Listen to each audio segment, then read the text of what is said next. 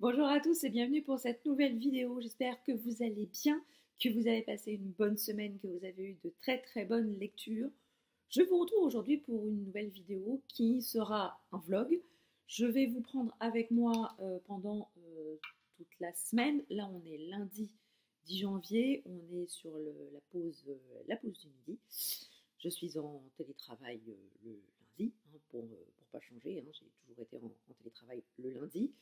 Donc je vais vous prendre toute cette semaine jusqu'à vendredi soir. Je pense que je clôturerai le vlog à ce moment-là.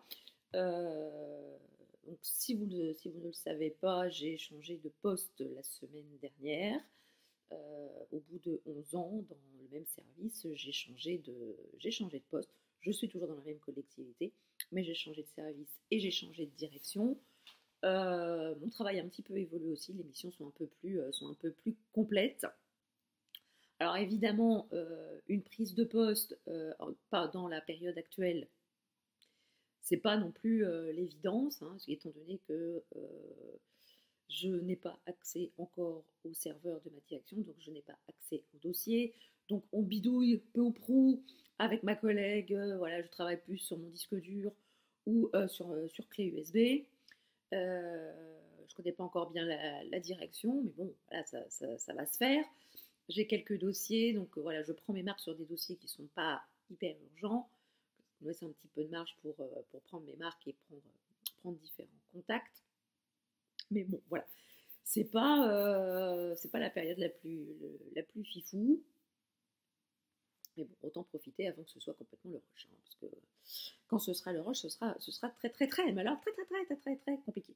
Alors d'habitude, j'ai 2 jours de télétravail la semaine. Là, avec les nouvelles directives du gouvernement, on est passé à 3 jours de télétravail. Donc je suis le lundi, le jeudi et le vendredi à la maison. Donc aujourd'hui, je suis à la maison. Je travaille à la maison. Alors, j'ai reçu 2 livres qu'il faut que je vous présente. J'ai terminé un roman ce midi et j'ai reçu une petite commande. Alors, vous s'enflammez pas, c'est une commande Rocher. Voilà, j'ai pas de collab avec Yves Rocher. Mais bon, si vous voulez, on va l'ouvrir. Si ça vous intéresse pas, vous passerez la vidéo. Si ça vous intéresse, vous pouvez rester. Si vous n'en avez rien à foutre, désabonnez-vous. De toute façon, vous n'avez pas besoin que je vous le dise pour vous désabonner, parce qu'il y en a qui le font tout seuls. Alors, si vous voulez tout savoir, j'ai donc commandé chez Yves Rocher voilà, leur shampoing solide. Là, vous avez la version nutrition, parce que j'ai un petit peu les cheveux secs. J'adore l'odeur. Voilà, donc je me suis pris un petit vernis à ongles bleu. Je ne sais pas si vous verrez bien. Ouais, bleu comme ça. Voilà. Un magnifique gommage Karité. Ce que j'aime bien. En même temps, si tu commandes des trucs que tu n'aimes pas, ça ne sert pas à grand chose. Et j'ai commandé également voilà, la poudre matifiante. Voilà, peau parfaite. Là, du coup, j'ai pris beige clair. Voilà, j'ai pris beige clair. Parce que bon, ce teint de bidet que voici, ça se travaille, les gars. C'est pas inné. Franchement, vous connaissez tous Angelina Jolie. Je vous présente sa cousine, Angelina Moche. Voilà. Et sinon, j'ai eu en cadeau des petites lingettes démaquillantes lavables. De toute façon, maintenant, je n'utilise plus que ça pour me démaquiller la boule. Et franchement, c'est super chouette. En plus de ça, elles sont toutes douces. J'adore. Bon, voilà. La partie YouTube beauté est terminée. Voilà. Sinon, en termes de réception, j'ai reçu la semaine dernière Dieu est un voleur qui marche dans la nuit de Quentin Bruet-Ferréol aux éditions Bouquin. Voilà, aux éditions Bouquin.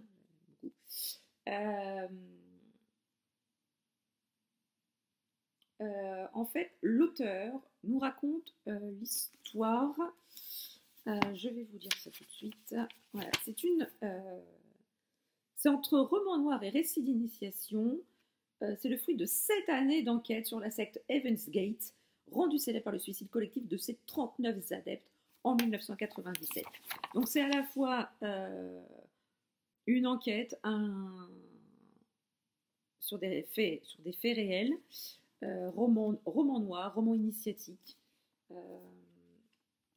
J'ai été sollicitée par l'auteur pour recevoir le roman, et le sujet me tentait assez, et je vous en reparlerai assez rapidement parce que c'est vraiment un sujet qui me tente assez, et franchement la tête du gars là elle est flippante. Voilà.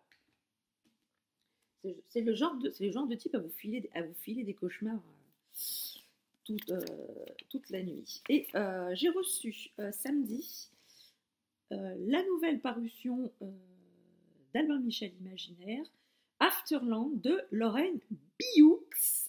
Merci Gilles pour ce petit cours de linguistique. Voilà, j'ai lu un article sur les prochaines parutions d'Albin Michel Imaginaire sur le blog d'Albin Michel Imaginaire, et quand Gilles Dumay parlait de la nouvelle parution de ce bouquin, voilà, il a mis entre parenthèses prononcé Bioux. J'avoue que j'aurais jamais pensé, voilà, si j'avais pas lu l'article, j'aurais fait comme tout le monde, j'aurais dit Lorraine Bucks, et en fait pas du tout, c'est Bioux. Donc merci Albin Michel l'Imaginaire pour ce petit cours de phonétique et de linguistique. Donc ici, on est dans un thriller post-apocalyptique où plus de 99,9% des hommes, genre masculin, hein, pas l'humanité entière, hein, les hommes, hein, quick, les hommes sont morts. C'est une pandémie qui a fait des ravages monstrueux sur la planète, et on est dans un monde d'après dirigé par des femmes,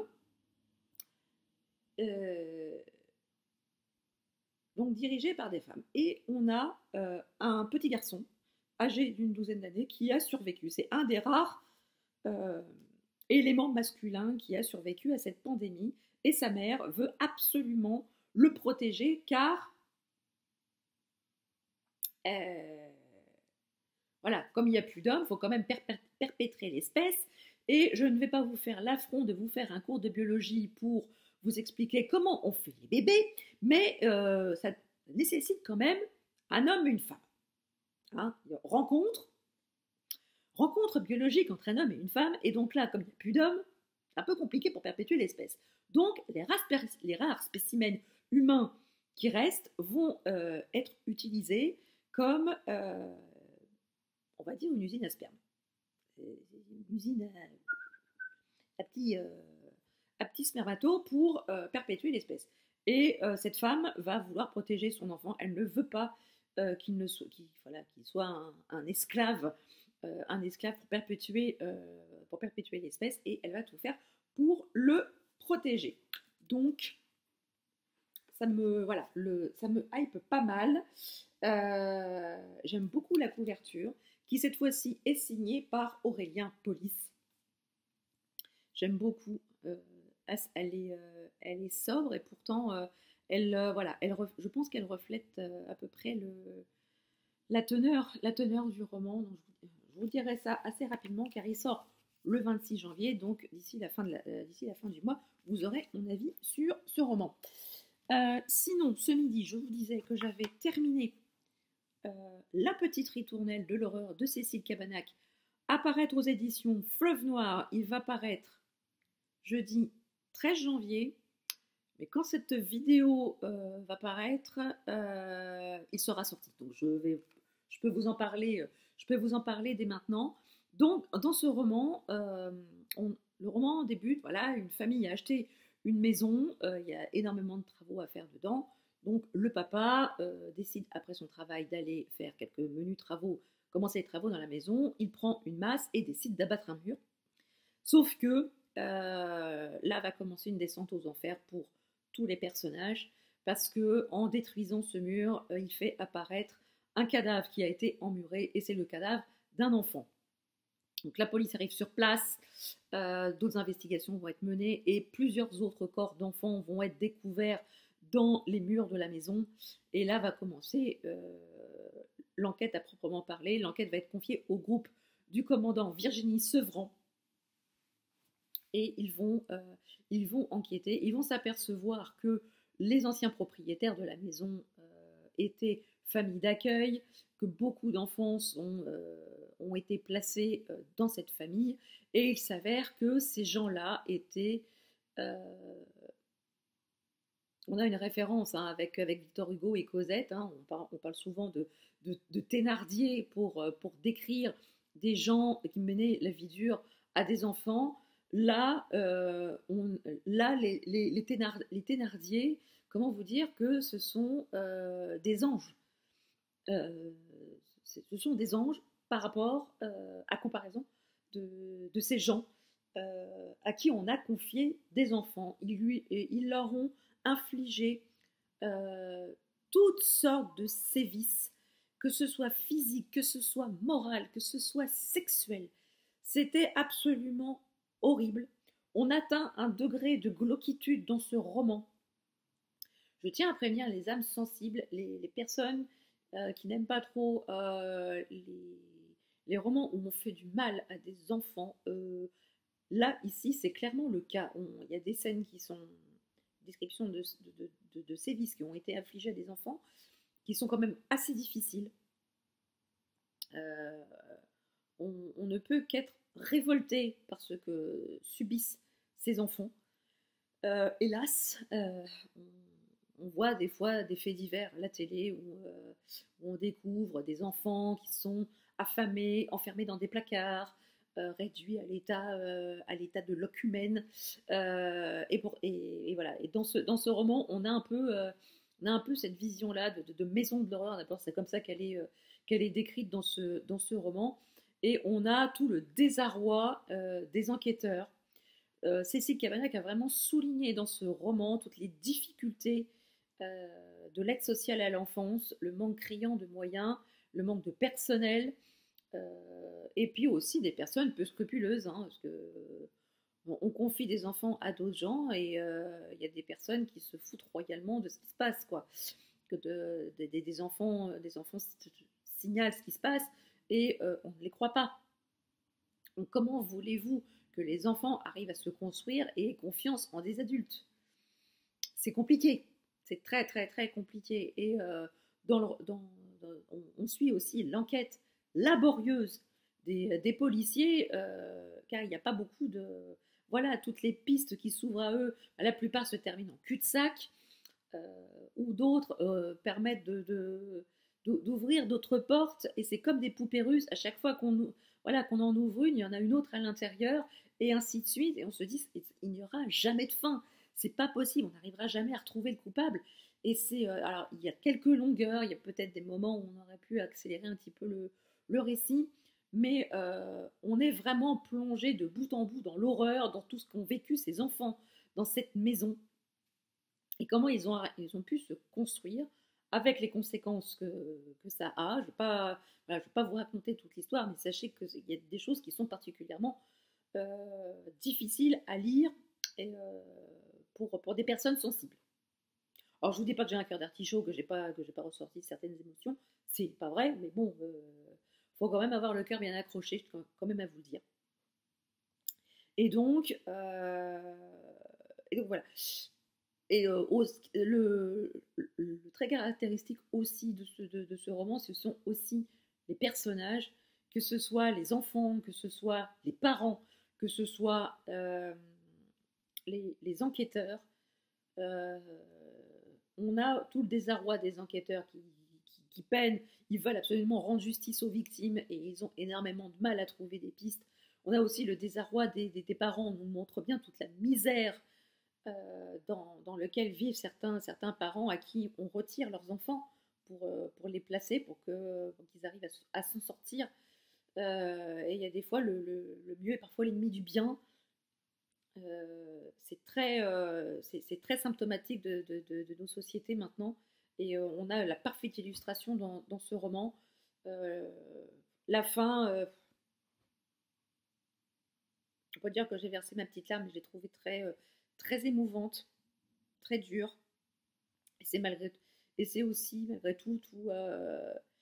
malgré la dure réalité du métier, du métier de ces personnes, de ces personnages. Donc si vous aimez vraiment le glauque, le bon glauque, hein, un niveau de glauquitude bien,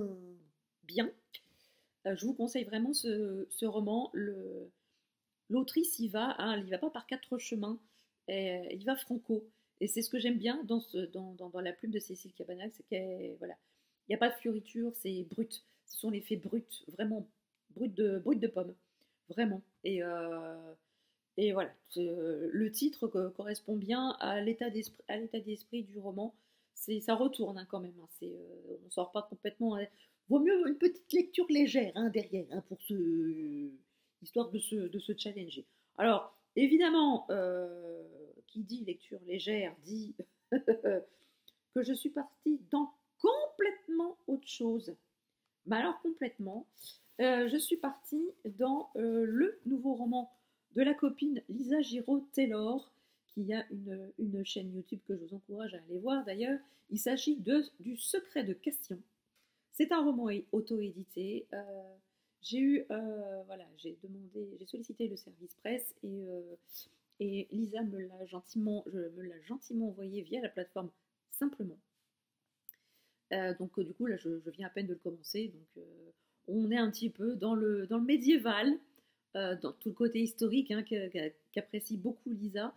C'est le premier roman que je vais lire je crois sans dire de bêtises qu'il sort début février, donc là voilà, je vais me plonger dedans, mais je vous en parlerai peut-être pas.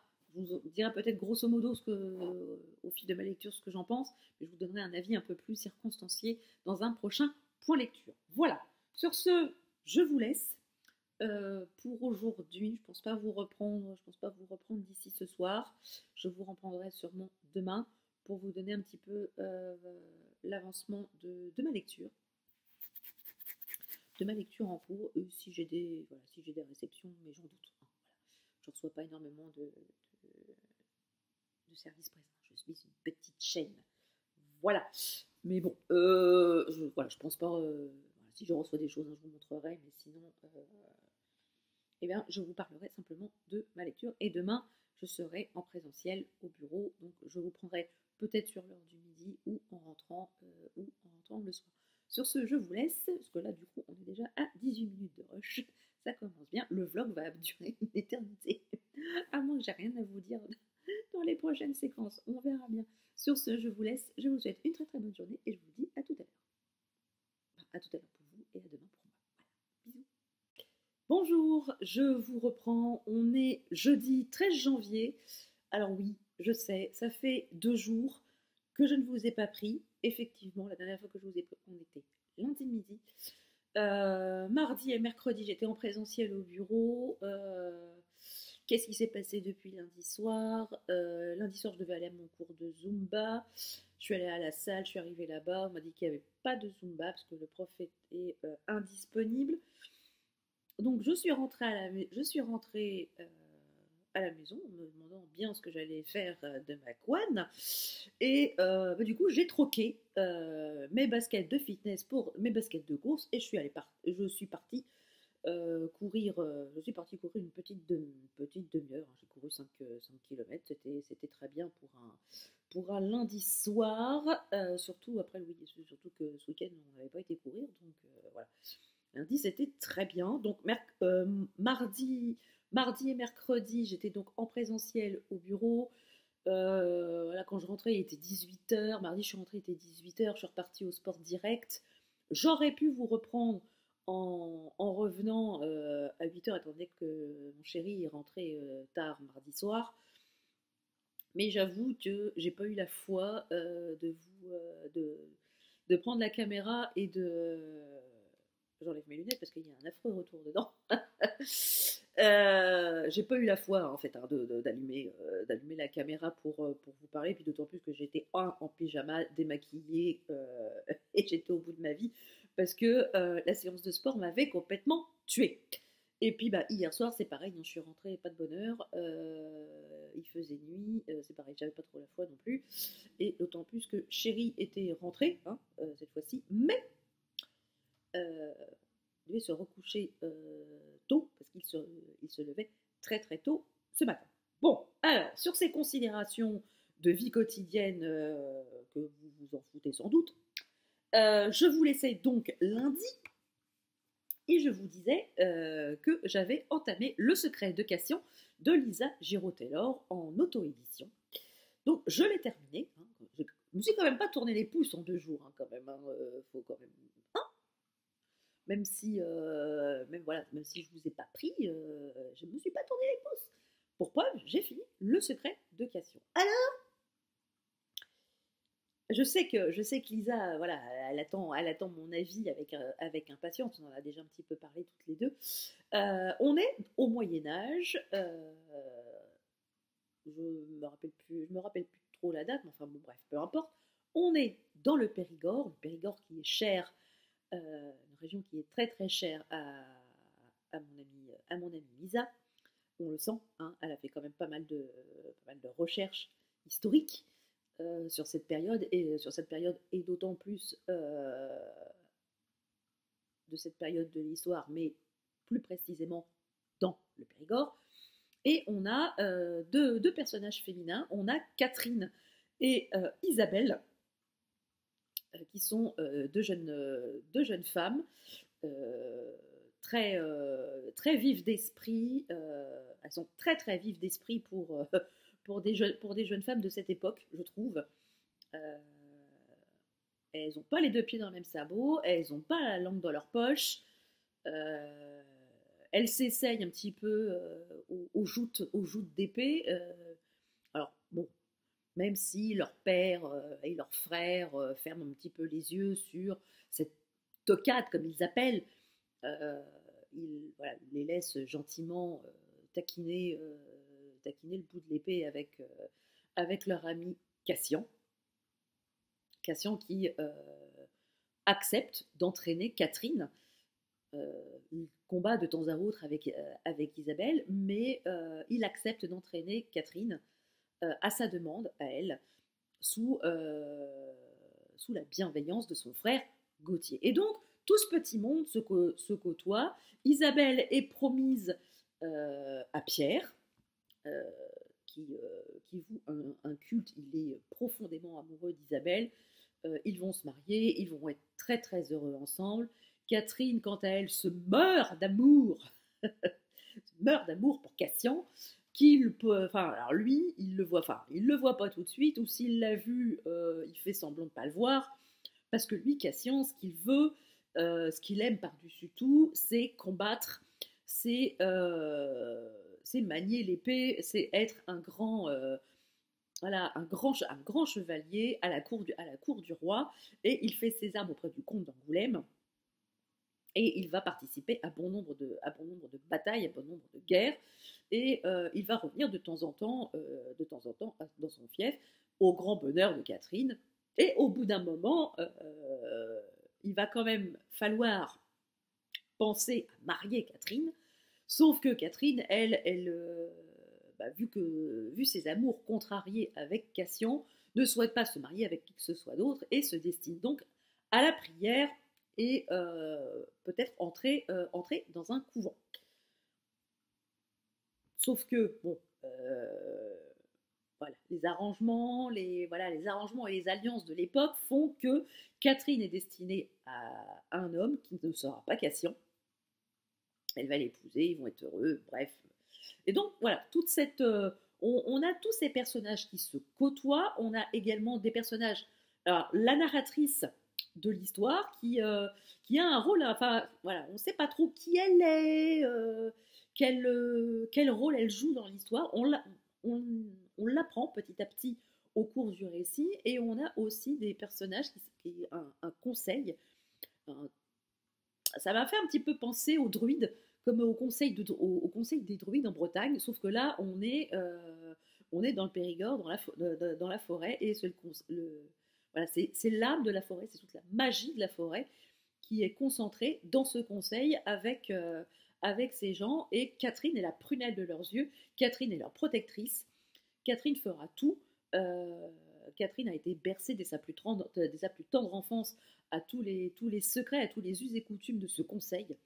Et ce conseil va avoir une grande importance dans toute cette histoire. Ils vont garder un œil sur cette famille et sur les péripéties des deux frangines. Alors, vous allez me dire, quel est ce fameux secret? Quel secret cache ce fameux Cassian? Eh bien, j'ai eu des idées. J'ai eu des idées pendant tout le récit. Voilà, j'ai échafaudé un bon nombre d'hypothèses. Sauf que bah, cette hypothèse n'était pas la bonne. Voilà. Quand le secret de Cassian a été révélé, j'ai dit ah ouais. En fait, Lisa, elle en parle un tout petit peu au début, l'air de rien, comme ça, même sans mettre des mots dessus. Hein, c'est plus une impression. Et voilà, on part tout à fait sur autre chose. Et la révélation nous cueille à la fin. Alors, c'est pas que j'ai été déçue de la révélation du secret de Cassian. Je m'attendais à un tout autre secret, en fait. Je m'attendais à un truc un peu plus punchy. En fait, non. Voilà. Le secret n'est pas punchy. Néanmoins, voilà, ça clôture le récit. Parce qu'on a des indices hein, tout le long du récit. Lisa, elle nous met des indices. Hein. Mais voilà, c'est bien fait, c'est joliment fait. On est noyé dans la masse. Et du coup, bah, quand la révélation finale arrive, elle dit ah bah, je me suis fait eu. Je me suis fait eu. Là, Lisa, elle est dans son genre de prédilection. Elle est dans l'historique pur, dur, dans le Moyen-Âge. C'est historiquement très bien documenté, comme ces romans le sont toujours. Enfin voilà, Elisa, elle est férue d'histoire, tout le monde le sait. Si vous suivez sa chaîne, vous le savez. Si vous l'avez suivi sur les lives de Séverine l'année dernière, vous le savez. C'est vraiment quelqu'un qui est empreint d'une culture historique faramineuse. Et voilà, cette culture, elle le met au service de la littérature, elle le met au service de ses romans, et je trouve ça super. Voilà. Alors, Le Secret de Cassian est prévu pour sortir le 2 février. Je vous en reparlerai bien entendu au moment de sa sortie. Je vous ferai une petite piqûre de rappel, bien entendu. Vous me connaissez, je ne laisse pas les bons plans comme ça. Donc, si vous voulez vous plonger dans le Moyen-Âge du Périgord, avec des personnages. Franchement, je vous dis, Isabelle et Catherine, hein, elles ont de la poigne.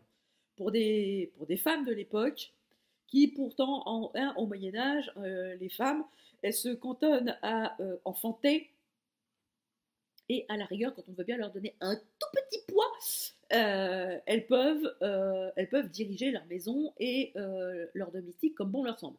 Mais si on peut les poser hein, à côté d'un feu avec des travaux de broderie toute la journée, c'est bien le seul effort physique qu'elles risquent de faire, hein, les femmes à l'époque. Sauf que là, Catherine et Isabelle, voilà, on sent quand même une petite pointe de modernité dans la plume de l'autrice concernant ces personnages-là. Et, et c'est intéressant. Voilà, on espère aussi que certaines femmes de l'époque aient pu se gendarmer un petit peu pour essayer de vivre un peu plus qu'en faisant tapisserie. Voilà. Sinon, je vais vous parler d'un livre que j'ai lu la semaine dernière, mais dont je ne pouvais pas encore vous parler étant donné qu'il ne sort ta, ta, ta, ta,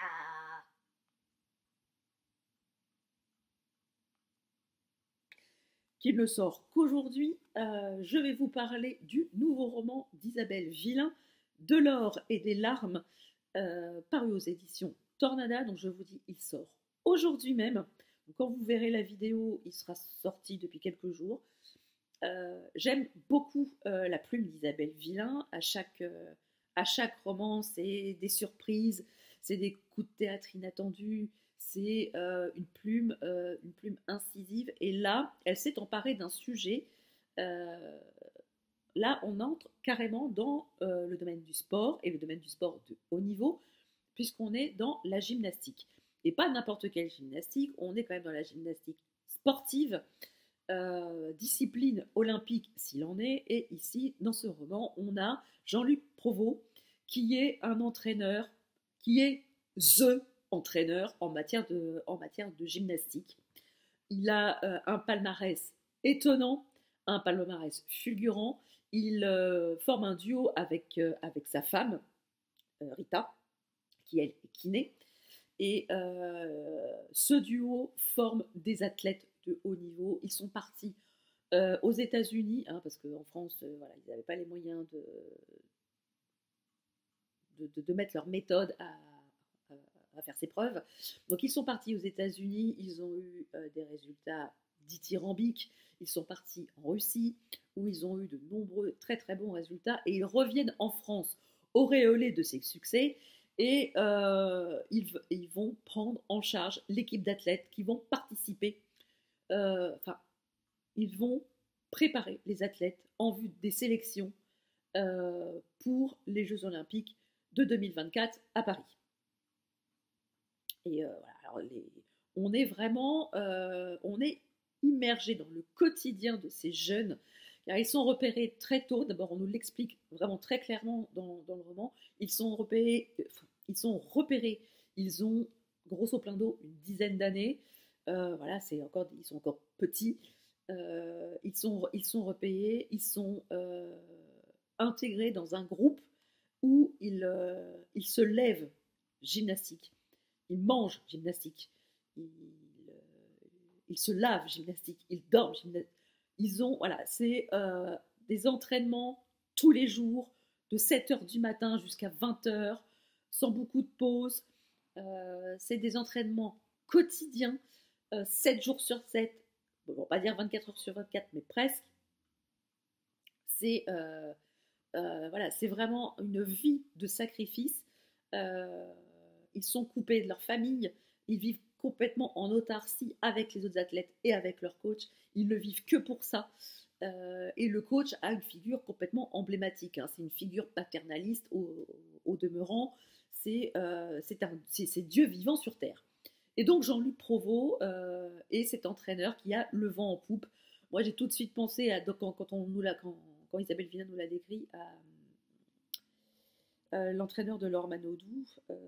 J'ai plus son nom en tête. Philippe quelque chose. Je sais plus. Bref. Voilà, c'est typiquement ce type d'entraîneur charismatique qui ne laisse rien passer, qui est extrêmement exigeant avec ses athlètes. Et un soir, il prend la voiture et il se tue accidentellement en voiture. Alors voilà, l'équipe d'enquêteurs arrive sur place. Et bien vite, on va s'apercevoir qu'il ne s'agit pas d'un accident ni d'un suicide.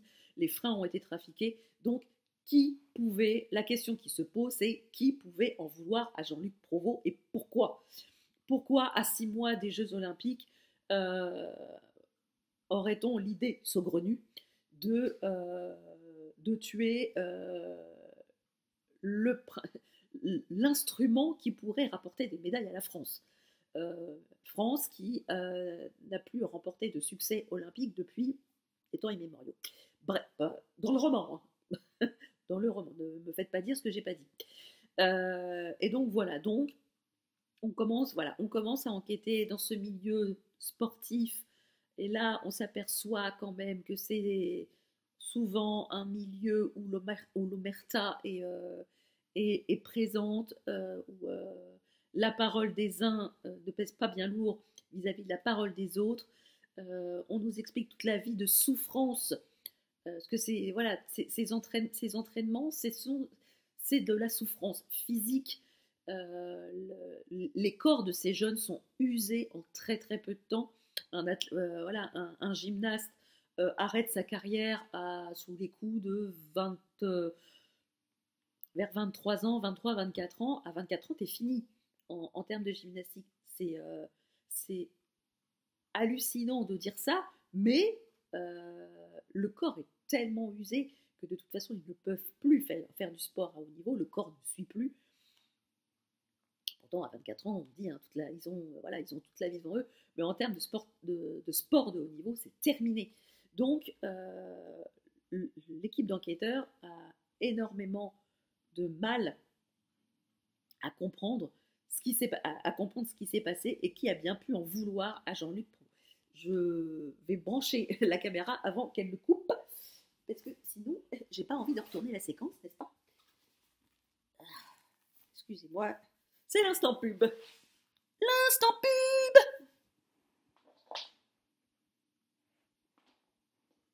Sponsorisé par Duracell.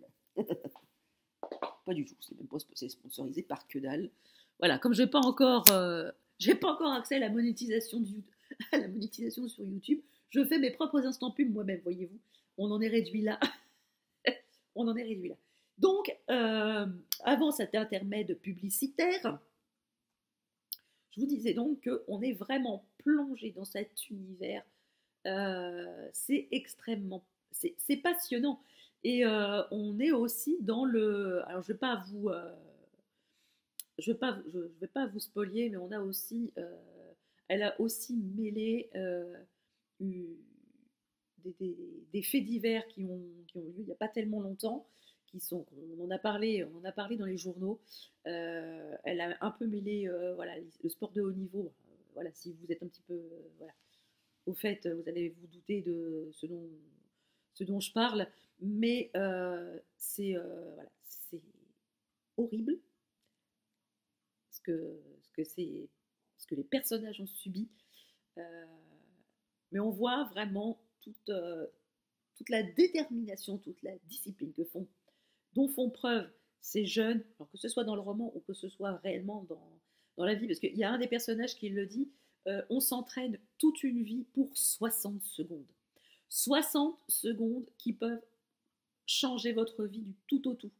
Et si vous vous plantez sur ces 60 petites secondes, soit vous avez la gloire, soit vous tombez dans l'oubli et vous avez fait tous ces sacrifices pour rien. Et voilà, moi j'ai beaucoup aimé. Alors les enquêteurs, je me souviens, oh, c'est nul. Je me souviens plus du tout.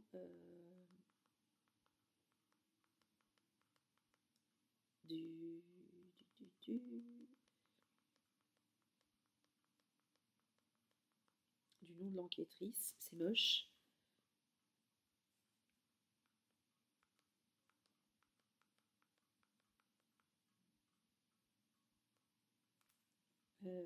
Stop.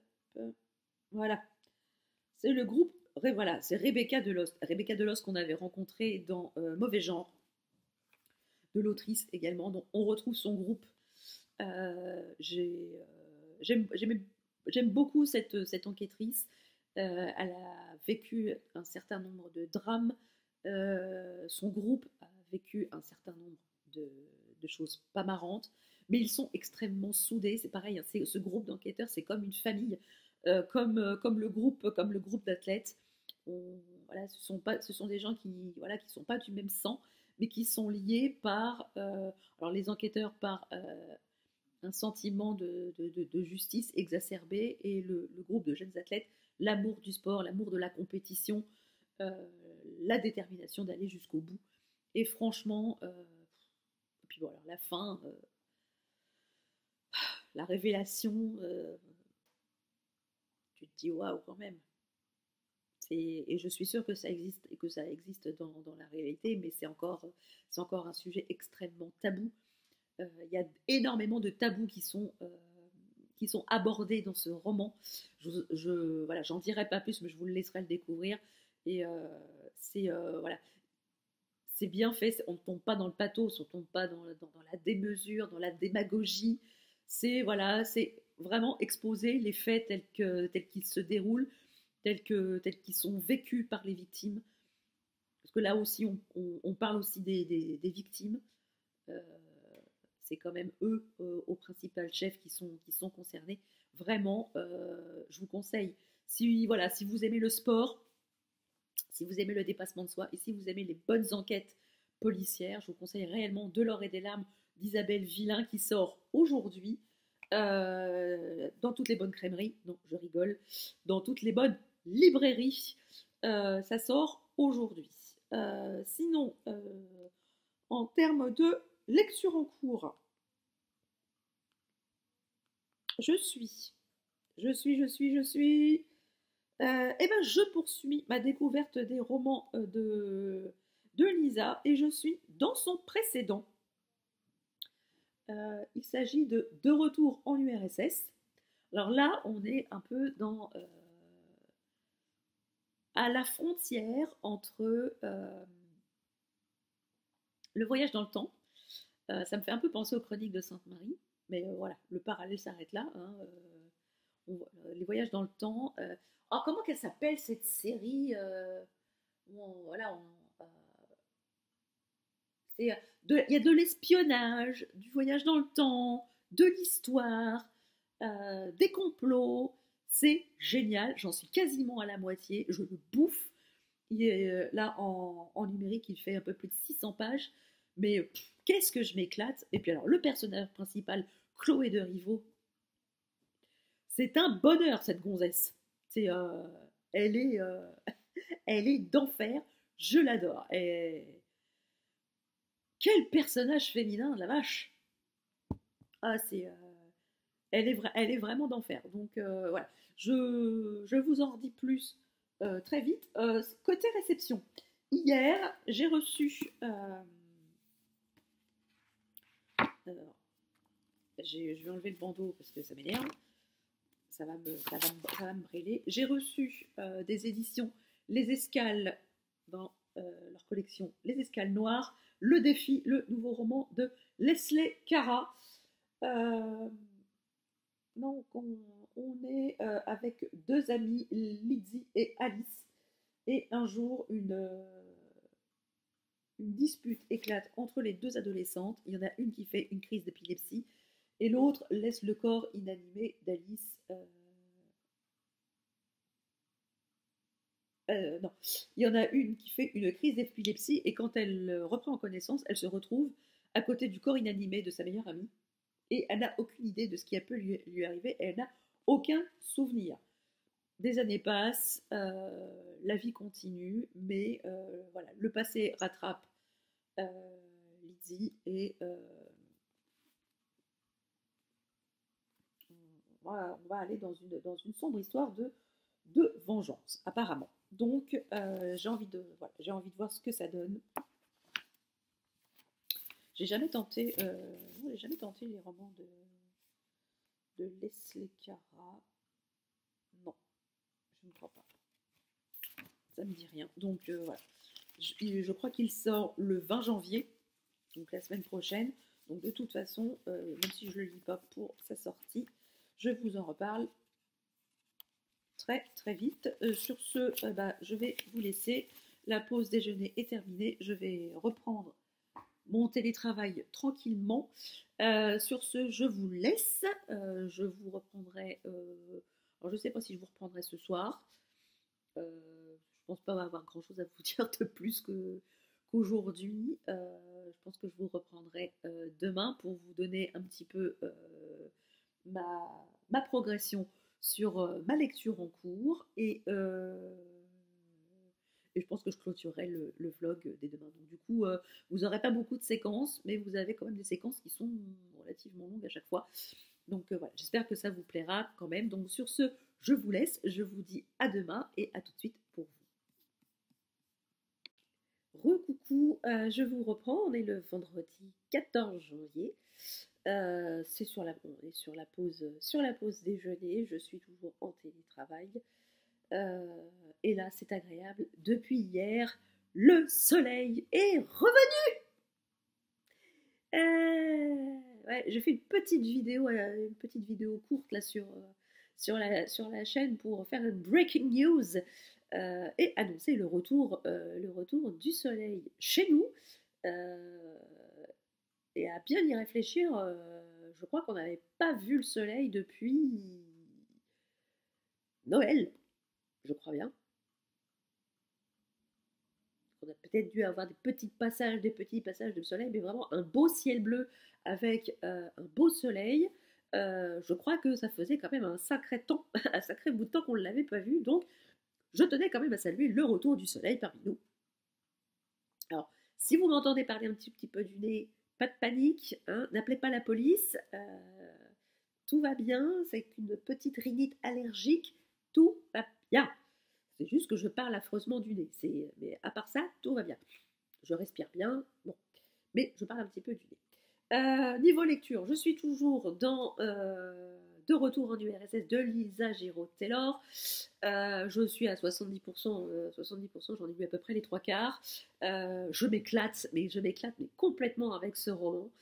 C'est tout à fait mon genre, le genre de bouquin que j'adore. On est en plein espionnage, avec un peu de fantastique. On voyage dans le temps. C'est pas le monde que l'on connaît habituellement. On est dans un monde, on est dans le futur. On essaye peu ou prou de réécrire le passé en envoyant des agents dans le passé. Il y a des complots, il y a beaucoup d'humour, j'aime beaucoup ça, j'aime beaucoup le personnage de Chloé de Rivaux, qui est l'agent du bloc Ouest. Euh, elle est elle est brute de pomme, elle est cash, hein, et surtout elle n'hésite pas à se débarrasser des gens qui l'emmerdent. C'est vraiment. Et moi, ce que j'aime beaucoup dans ce roman, c'est que tous les personnages, mais absolument tous les personnages, sont essentiels au récit. Je m'explique. Des fois, on a des personnages principaux et les personnages secondaires. Et là, je trouve que tous les personnages, qu'ils soient principaux ou secondaires, sont nécessaires au récit. Je trouve que ça apporte du corps. Et quand il arrive des bricoles à certains, bah, on se dit, bah non, pourquoi lui? Alors que bon, il y a certains, dans d'autres romans, quand des personnages secondaires y passent, quand d'autres personnages autres que principaux y passent, bon, on est ému certes, mais on n'est pas autant ému que quand c'est quand il arrive des bricoles aux personnages principaux, vous voyez. Et là, franchement, je m'éclate. Voilà, il me reste encore 25%, un peu plus de 25% à lire. Je pense que je le finirai ce soir. Et je vous donnerai du coup mon avis dans un autre, ou dans une vidéo point lecture, ou dans un autre vlog. Tout ça, ça dépend si celui-ci aura reçu vos faveurs ou pas. Voilà, si cette vidéo marche bien et que le concept vous plaît, je verrai peut-être pour en faire un autre la semaine prochaine. Ce sera à vous de me le dire en commentaire. Et sinon, je vais faire un petit unboxing. Voilà, parce que j'ai reçu un paquet ce midi, voilà, qui vient des éditions du Cherche Midi. Sauf que j'ai rien demandé aux éditions du Cherche Midi, donc je vais ouvrir ça avec vous, tout en sachant que l'enveloppe avait déjà un peu morflé. Qu'est-ce que c'est que ça? Ah oui! Qu'est-ce que c'est?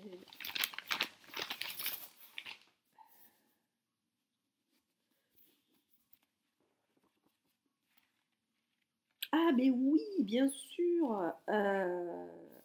Oui, ça y est, je sais ce que c'est. C'est, je crois que ça vient de. Alors, euh, voilà, je reprends. Comment dire?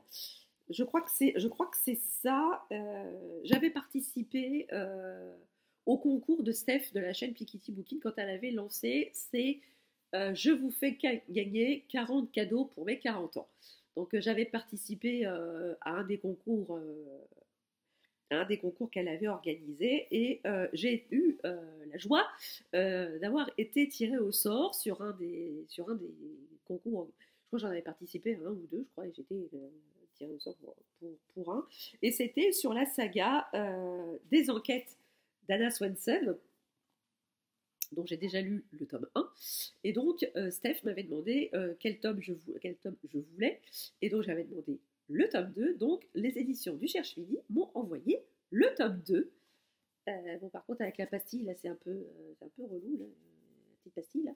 Mais voilà, c'est le tome 2 des aventures d'Anna Swensen, Meurtre et Charlotte aux fraises. Voilà. J'avais beaucoup aimé le premier tome. Et voilà. J'ai un truc là. Alors, est-ce que... Ah ouais. Ah, c'est génial. J'ai même eu droit au mug. Ils m'ont envoyé le mug. Voilà.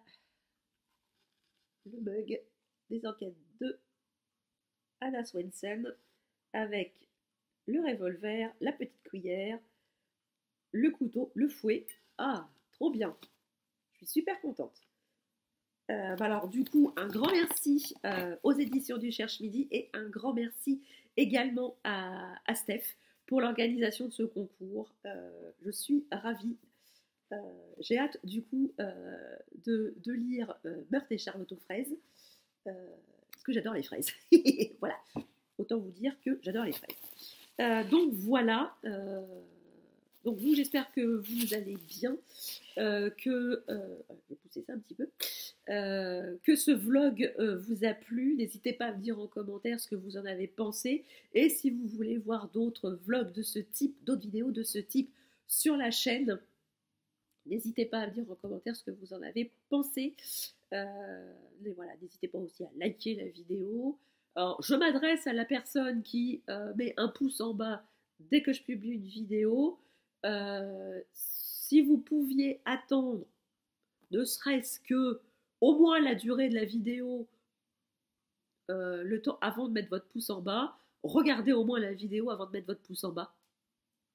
Hein, voilà. Parce que je le vois, hein, c'est quasiment immédiat, hein, le pouce en bas. Donc ayez au moins la délicatesse de laisser passer un tout petit peu de temps, ne serait-ce que le temps de durée de la vidéo, avant de mettre le pouce en bas. Au moins on pourra dire que vous avez vu la vidéo et que le contenu ne vous plaît pas vu que vous mettez un pouce en bas. Sinon, j'ai qu'une chose à vous dire, hein, arrêtez de regarder ma chaîne, et si vous êtes abonné, désabonnez-vous, hein, et puis allez enquiquiner quelqu'un d'autre. Voilà, c'est tout ce que j'ai à dire. Sinon, pour les autres, n'hésitez pas à mettre des commentaires, n'hésitez pas à mettre des pouces en l'air. Et voilà, si vous n'êtes pas encore abonné à la chaîne, n'hésitez pas, c'est gratuit, ça fait plaisir et ça ne fait de mal à personne. Sur ce, je vous laisse. Je vous souhaite une très très bonne journée, de très très belles lectures, et je vous dis à très bientôt pour une prochaine vidéo. Ciao.